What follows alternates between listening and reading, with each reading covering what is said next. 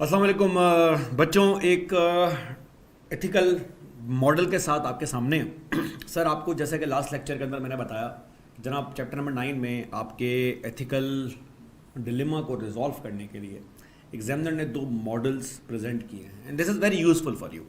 Useful in a sense कि अगर एक मॉडल आपके सामने है तो आप उसकी बेस के ऊपर अगर अपने आंसर को इंटरप्रेट जो है वो करते हो, क्वेश्चन को सही से रीड करने के बाद, जैसा कि हम अपनी आने वाली वीडियोस के अंदर आपके साथ जो है वो आपको शेयर करेंगे, आपके आधे मार्क्स पेपर में यहाँ पे जो है वो लॉक हो जाते हैं। आइए सर ज़रा इस मॉडल के बारे में बात करें। एक ट्रिपल ए मॉडल है जिसको 7 स्टेप मॉडल भी बोला जाता है हमारे सिलेबस के अंदर। इसके ऊपर हमारे सामने इसने बोला हुआ है कि जनाब कोई भी प्रॉब्लम जब आपके सामने एथिकल प्रॉब्लम आए तो आप अपने आप से, अपनी मैनेजमेंट टीम से सारे स्टेक होल्डर्स को अकाउंट फॉर करने के बाद ये 7 सवालात अपने पास जो है वो पूछ लें। ये 7 सवालात इस लेक्चर को दौरान सुनते सुनते अपने पास नोट भी कर लें और इन 7 स्टेप्स को अपने पास आप 3 हिस्सों में ब्रेक कर लें। सर शुरू के 3 स्टेप्स वो हैं जो आप केस स्टडी के अंदर से बाहर निकाल सकते हैं। तो मैं ये टॉपिक स्टार्ट करने से पहले आपको इसका हैक एक्सप्लेन कर रहा हूँ कि अगर आपने ये 3 स्टेप्स अगर आपको आते हैं, आप क्वेश्चन को सही से रीड करो। ये 3 स्टेप्स के मार्क्स सवाल के अंदर हैं आपके पास। थोड़ा सा आपको स्टेप नंबर 4, 5, 6, 7 के लिए काम करना पड़ेगा। अच्छा, स्टेप नंबर 7 तो कोई स्टेप ही नहीं है। स्टेप नंबर 7 में तो उसने सिर्फ ये बोला हुआ है कि ऊपर हमने सारी कहानी बता दी है, अब आप एक काम करें, फैसला जो है वो ले लें।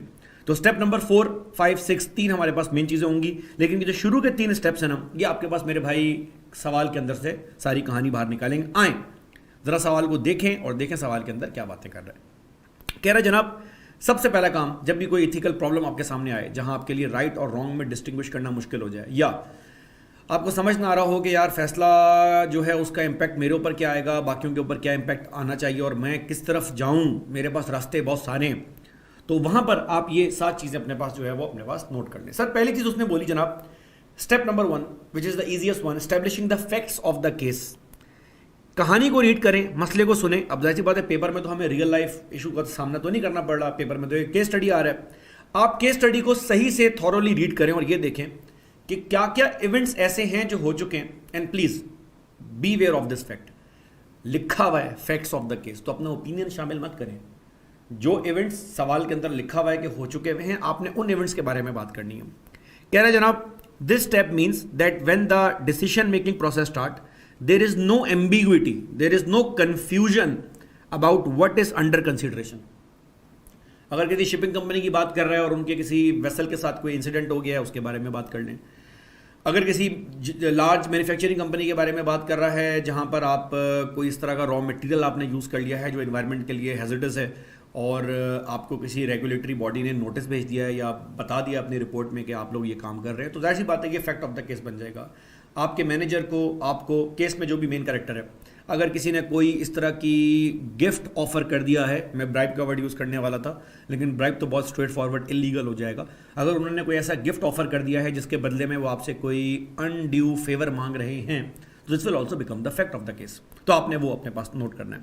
कह रहा है the leading questions about the facts, the leading question about the facts will revolve around what, who, कौन कौन इंडिविजुअल उसमें है, वेयर, व्हेन एंड हाउ।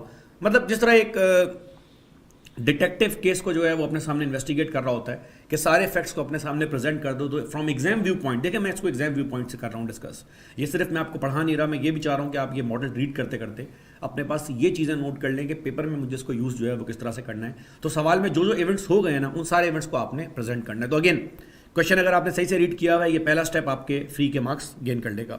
कह रहा है जनाब essentially efforts are made to identify what we know और need to know. कह रहा है इसमें ये भी शामिल कर दो कि कुछ चीज़ें तो हैं जिनके बारे में हमें आइडिया है, कुछ फैक्ट्स स्टैब्लिश हैं, कुछ ऐसे हैं जो अभी हमारे सामने नहीं है।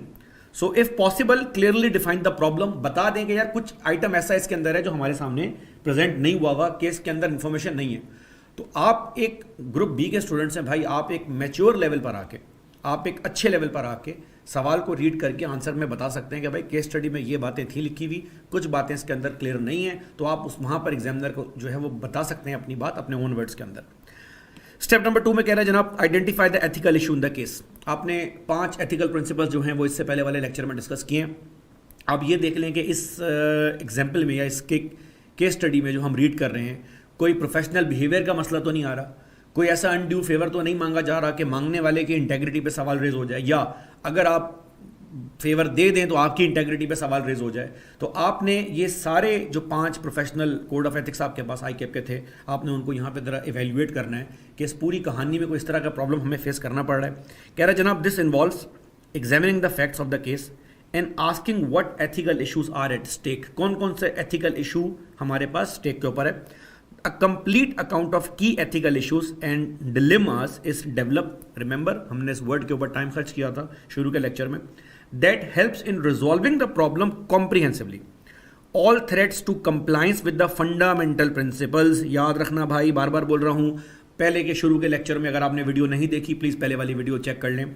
फंडामेंटल प्रिंसिपल्स वायलेट नहीं होने चाहिए। वो 5 फंडामेंटल प्रिंसिपल्स आपके पास ऑडिट में भी हैं, आपके पास एमएफए के अंदर भी हैं। कोई कॉम्पिटेंस का इशू तो आपके पास नहीं आ रहा, इंटेग्रिटी का इशू तो आपके पास नहीं आ रहा, प्रोफेशनल बिहेवियर तो किसी किस्म का जो है वो किसी बंदे का कोई रवैया सवाल के अंदर, कहानी के अंदर, केस स्टडी के अंदर ऐसा तो नहीं है जिस पे आप सवाल रेज कर दें। They are identified and explained. Step number 3 में बोल रहा है जनाब, identification of the norms, principles and values. अच्छा, बहुत काम की बात, बहुत काम की बात। मैं थोड़ा सा यहाँ पे मेंशन कर दूं, ये जो पॉइंट नंबर 3 है ना आपके पास, एक सेकंड इसको जरा साइड पे कर दूं। ये जो पॉइंट नंबर 3 है ना आपके पास, इसके लिए आपको मैं कुछ हैक्स दे रहा हूं। कह रहा आप पूरी कहानी में ये चेक कर लें कि हमारी कंपनी के नॉर्म्स क्या हैं, प्रिंसिपल्स क्या हैं, वैल्यूज क्या हैं। सर हमें कैसे पता चलेगा सवाल रीड करते हुए वैल्यूज क्या होती हैं। आपकी कंपनी के चेयरमैन ने या आपकी कंपनी के सीईओ ने या किसी भी बड़े ने, बोर्ड ने, अगर कोई स्टेटमेंट दी है और सवाल में वो स्टेटमेंट आपके साथ शेयर की गई है, तो आप उस स्टेटमेंट को हमारी कंपनी के नॉर्म्स, वैल्यूज या प्रिंसिपल के तौर पे जो है वो ले सकते हैं।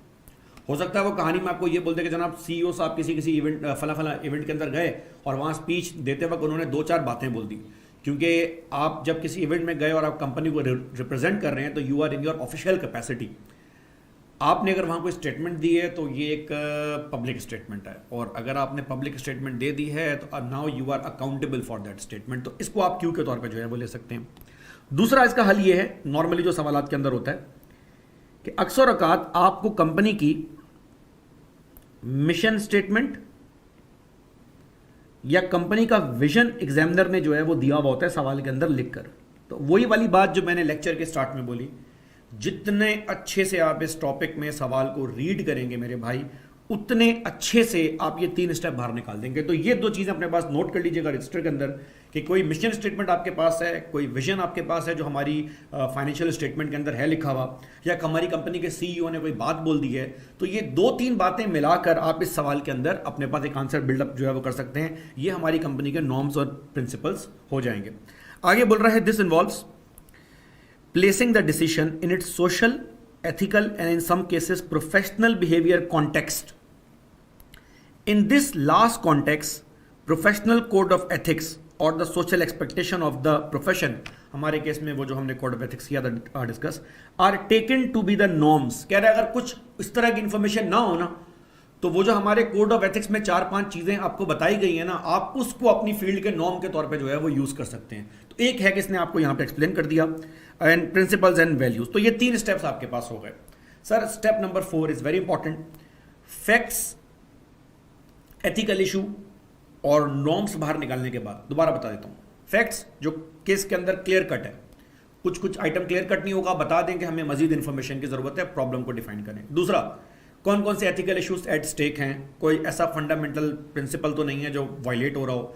आपको वो 5 प्रिंसिपल्स आने चाहिए, अदरवाइज ये सवाल आपके लिए मुश्किल हो जाएगा। और प्लीज 7-8 मार्क का पॉसिबल सवाल इस चैप्टर में बन सकता है, तो थोड़ा सा आपने ध्यान करना है। तीसरा, सर कंपनी के सीईओ की कोई स्टेटमेंट है हमारे पास, कोई कंपनी के फाइनेंशियल स्टेटमेंट में कोई जुमला, कोई लाइन इस तरह की है लिखी हुई जिसको हम यूज कर सकते हैं, या अगर कुछ भी नहीं है सर तो बहुत ही आसान हो गया। फिर जो हमारी फील्ड के एथिकल एक्सेप्टेड प्रिंसिपल्स हैं, वैल्यूज हैं, उन्हीं को हम नॉर्म्स और प्रिंसिपल्स के तौर पे अपने पास नोट कर लेंगे जो इंडिविजुअल से एक्सपेक्ट जो है वो किया जाता है। स्टेप नंबर 4, सर अब ये 3 काम करने के बाद आपने डिसीजन की तरफ मूव करना है। याद रखें, एथिकल डिलेमा जब आपके सामने हो, and you need to make a decision when it is very difficult for you, तो अब आपने फाइनली इस मॉडल को यूज करके चौथे स्टेप में आके फैसला लेना है। इस स्टेप में एक चीज मैं यहां पर मेंशन करना चाहूंगा, और it's very very important here for everyone who is watching this lecture. Please beware of a psychological phenomena जिसको मैं अपनी ज़बान में कहता हूँ, या नॉर्मली बोला जाता है साइकोलॉजी की ज़बान में, एक्शन बायस। एक्शन बायस एक फिनोमेना है जो ये बोलता है कि इंडिविजुअल्स अपने दिमाग में एक प्रिजम्पशन बिल्डअप कर लेते हैं। प्रिजम्पशन ये होती है कि in order to solve a problem, in order to do something, I have to make a new decision, एक कोई इंटरवेंशन जो है मुझे करने की ज़रूरत है। Please keep this in mind कि this is a psychological behaviour, कि हम ये समझते हैं कि अगर हम इंटरवीन करेंगे, अगर हम कोई इनिशिएटिव लेंगे, तो that is the only decision one can make. इसको साइकोलॉजी के ज़बान में एक्शन बायस भी बोला जाता है। बहुत सारे लोग ये भी एक्सप्लेन जो है वो कर रहे होते हैं कि sometimes not making any new decision is also a course of action, is also an action. मैं एक अक्सर कहानी सुनाता हूँ। मुझे असल में एक सीज़न है नेटफ्लिक्स के ऊपर, क्राउन के नाम से, जो क्वीन एलिज़ाबेथ की स्टोरी शेयर कर रहा है, और मुझे उसमें एक बड़ा अच्छा एक सीन जो है वो लगा। उसमें ना एक दफ़ा होता ही है कि मुल्क के अंदर हालात थोड़े से ख़राब हो जाते हैं, and the prime minister was not doing much, and queen didn't like it, and she was very young, और वो सोचती है कि यार ये तो बड़ा गलत हो रहा है, and I should do something. और जो क्वीन की दादी होती है, क्वीन मदर, जिसके पास कहीं 50-60 साल का एक्सपीरियंस होता है, इतने सारे बच्चे उसके किंग होते हैं फैमिली के अंदर, तो वो अपनी बच्ची को, क्वीन को मना करती है कि don't do this, don't do anything, you are a monarch, it's not your job, it's the job of the prime minister. तो अगर तुम इंटरवीन करोगी तो this will be counted towards you doing politics. तो वो बेचारी फ्रस्ट्रेट हो जाती है, फ्रस्ट्रेट होकर बोलती है कि what would you expect me to do, do nothing. तो दादी एक बड़ा अच्छा जुमला बोलती है, और मुझे वो सीन जो है ना, वो सेंटेंस बड़ा अच्छा लगा, कि वो जुमला बैठ गया मेरे दिमाग में। That's why I mention this, that be aware of the action bias. तो दादी उसको आगे से बोलती है कि बेटा, sometimes not doing anything is the best thing you can do, sometimes not taking any action is also an existing course of action. मतलब अगर आप कुछ नहीं कर रहे ना, आप बोल रहे सही, एक नया इशू आपके सामने आ गया, प्रॉब्लम आ गया, आप एक मशवरा ये भी दे सकते हैं कि भाई don't do anything, maintain the current course of action. कभी कभार चीज़ें खुद ब खुद भी रिजॉल्व हो जाती हैं, तो this is also a one way to go, sometimes a wise way to गो।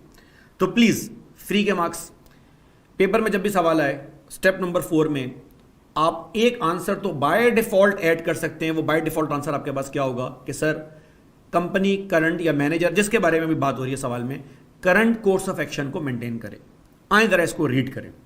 लिखा हुआ है, this involves compiling a complete set of major practical alternatives. जो जो आपके दिमाग में आ रहे हैं, आप सारे ऑल्टरनेटिव बताएं। मिसाल के तौर पे किसी ने आपसे फेवर मांग लिया, तो आप कंसिडर जो है वो कर सकते हैं कि फेवर दिया जाए, ना दिया जाए। ये 2 पॉसिबिलिटीज़ हैं। किसी ने उस फेवर के बदले आपको गिफ्ट भी जो है वो ऑफर किया है, तो अब 2 पॉसिबिलिटीज़ हैं, गिफ्ट लें ना लें। अगेन फिर ये कॉम्बिनेशन बनना स्टार्ट हो गई। And likely decision one can make in a given situation. सबसे काम की बात, likely decision one can make in a given situation. इसका मतलब अगेन, कहानी को, पेपर में सवाल को, ये ओपन एंडेड सवाल है, अच्छे से रीड करें। These alternatives should not consider the norms, values and principles identified in step 3, क्योंकि वो हो चुका हुआ है पहले। It is also expected that in these alternatives one may feel or see some form of compromise. Real life white या black colour में नहीं होती कि you can easily identify this is good, this is wrong, this is bad. Real life is sometimes grey in colour. आपको पास कभी कभार कुछ फैसले ऐसे होते हैं जो बहुत अच्छे नहीं होते, लेकिन आप कॉम्प्रोमाइज़ कर लेते हैं कि चलो यार बहुत बुरे ना हो। तो आपके पास इस तरह की पॉसिबिलिटी भी हो सकती है। Don't think like a teenage kid in school, जो एक आइडियल वर्ल्ड के अंदर बिलीव करता है। बिजनेस केस आपके सामने है और रियल लाइफ आइडियल नहीं होती। कह रहा है, one may feel or see some form of compromise or point between simply doing or not doing something. Not doing something, sometime you don't need to do something. याद रखें, हर दफा नया intervention करना जरूरी नहीं होता। बी वेयर ऑफ एक्शन बायस। कभी कभार आप ये मशवरा दे सकते हैं, maintain the current course of action. Sir, बाकी रिमेनिंग 3 स्टेप्स, आए आगे की तरफ बढ़े मेरे भाई। स्टेप नंबर 5 में हमें बोल रहा है, स्टेप नंबर 5 में भाई, जो ऊपर आपने स्टेप नंबर 4 में किया है ना, उसके अंदर अपनी कंपनी के नॉर्म्स को, प्रिंसिपल्स को और वैल्यूज़ को, जो आपने केस स्टडी में स्टेटमेंट के थ्रू रीड किया था, उनको मैच कर लें अपने पोटेंशियल फैसले के साथ, जो फैसला आप अपने पास जो है वो कर रहे हैं। सर, इसमें कह रहा है, आए जरा इसको रीड करें, क्या बोलता है। कह रहा है, जनाब, the norms, principles and values identified in step 3 are overlaid on to the options identified in step 4. When this is done, it should be possible to see which options accord with the norms and which do not. आप ये देख लें कि ऊपर जो आपने 4, 3, 2 फैसले अपने पास प्रेजेंट किए हैं, उनमें से कौन कौन सा फैसला ऐसा है स्टेप नंबर 4 में जो स्टेप नंबर 3 में आपके नॉर्म्स के साथ मैच कर रहा है। दैट सी बात है, कभी कभार कोई फैसला ऐसा होगा जो हमारी कंपनी की प्रिंसिपल और वैल्यू को सपोर्ट कर रहा होगा, बट सम टाइम जो उसने ऊपर बात करी थी कि आप कोई कॉम्प्रोमाइजिंग जो है वो डिसीजन अपने पास कर रहे हैं, तो आप उसमें ये मेंशन करेंगे कि यार फला फला फैसला जो मैंने स्टेप 4 में लिखा है ना, it is not in accordance with the values, लेकिन बिजनेस का इशू है तो हमें ये फैसला जो है वो करना पड़ सकता है। स्टेप नंबर 6 वेरी इजी, अपने ओन वर्ड्स में जो आपने ऊपर स्टेप 4 में करंट कोर्स ऑफ एक्शन लिखे हैं उसी के कॉन्सिक्वेंसेज आपने डिस्कस करने। अगेन सवाल को ध्यान से रीड कीजिएगा, उसी के अंदर से आंसर बाहर आ जाएगा।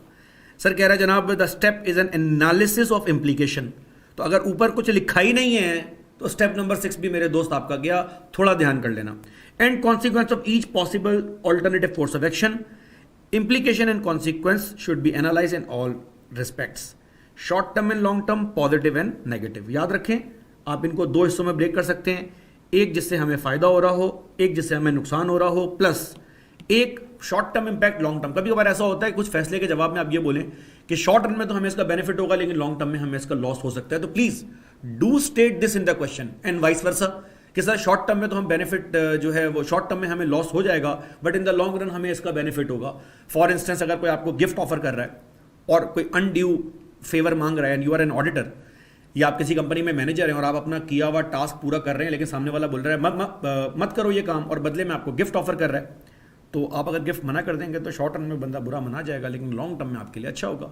वाइस वर्सा, अगर आप गिफ्ट एक्सेप्ट कर लेंगे तो शॉर्ट टर्म में तो आपका मामला बच जाएगा, लेकिन सर लॉन्ग टर्म के अंदर आपके लिए मुश्किल ये पेश आ जाएगी कि फिर आपकी जो इंटेग्रिटी है उस पर क्वेश्चन रेज हो जाएगा और सामने वाला आपको एक ख़ास किस्म के लेंस में देखना स्टार्ट कर देगा कि यार ये बंदा ही सही नहीं है। आगे बोल रहा है जनाब this steps addresses the problem of human preference of focus on short-term benefits and harms over long run.